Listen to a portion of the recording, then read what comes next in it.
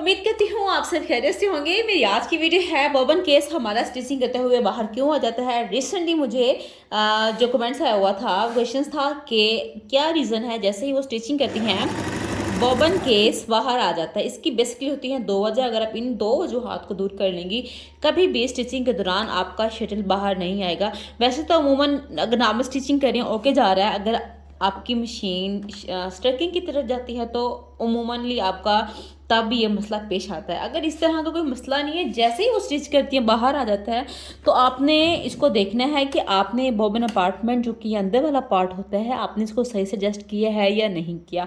Let's suppose मैं आपको ये बाहर निकाल के दिखा देती हूँ। अगर मैं आपको अपनी मशीन का ये एरिया दिखाती हूँ, मैं कुछ रखूँ नीचे ताकि मशीन को देखें। जब भी लिटाएं, ये देखिए मैंने ये नीचे कर देना है आपने, ताकि ये टूट ना जाए, फिर आपको ही मसला होना है। ठीक है, ये मैं बिल्कुल फिक्स एंड ओके है, किसी किस्म का कोई मसला नहीं कर रही। ये देखें आप, इट्स अ परफेक्ट। कोई आवाज़ खिच खिच है, कुछ भी नहीं है ना। तो आपने भी इस चीज़ का बहुत ज़्यादा रखना होता है ध्यान। और इसके बाद आपने ये देखना है कि आपकी जो क्लिप्स दिए हुए हैं, सबसे बड़ी वजह जो अक्सर होती है वो ये होती है कि आपकी क्लिप्स यूज़ कर कर के काफ़ी ज़्यादा हो जाते हैं loose, number 1। And number 2 reason is आपने जो ये एरिया होता है उसको सही से फिक्स नहीं किया होता। इन दो वजूहात की वजह से ही हमारा बोबन बाहर आता है। अगर आपको सही से एडजस्ट करना नहीं आता तो इसकी ऑलरेडी वीडियो मेरे चैनल्स पे है, पर उसको ज़रूर देखिएगा, काफ़ी पसंद किया है।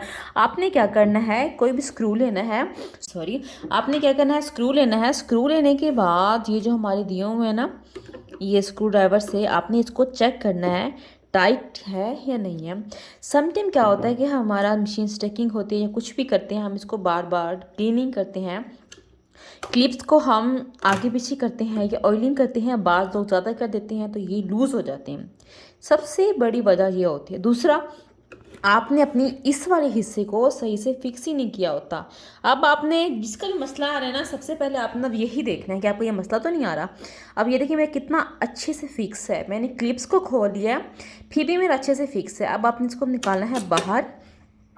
दूसरा, आपने ये देखना है ये वाला पार्ट थोड़ा सा हिल रहा है, इट्स ओके। ये देखिए हल्का सा मूव करेगा, मतलब कितना, यू कैन सी दिस। मैं आपको जूम करके दिखाती हूँ ताकि किसी किस्म का कोई डाउट रहे ना। ये देखिए आप, ये हल्का सा हो रहा है, इट्स ओके।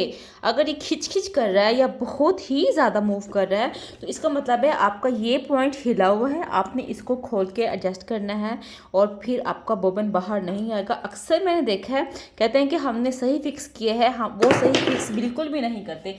आपने जब भी फिक्स करना हो इस चीज़ का आपने मेक श्योर करना है। ये देखें, जब भी आपने ये चीज़ लगानी हो, नीडल्स आपकी नीचे नहीं होनी चाहिए।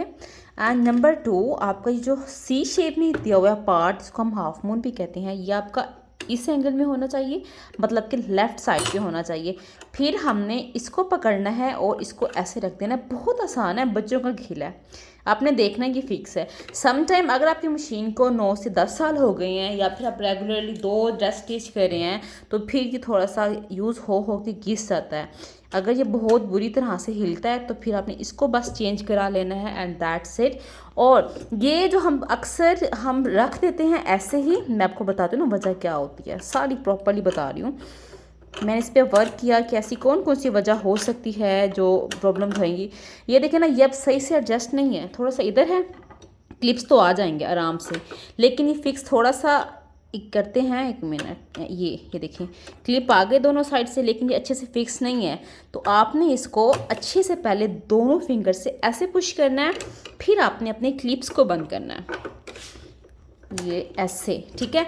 तो इसको पुश करने के बाद आपका ये टाइट होना चाहिए, देखिए टाइटली है, कहीं से कुछ मूव नहीं कर रहा।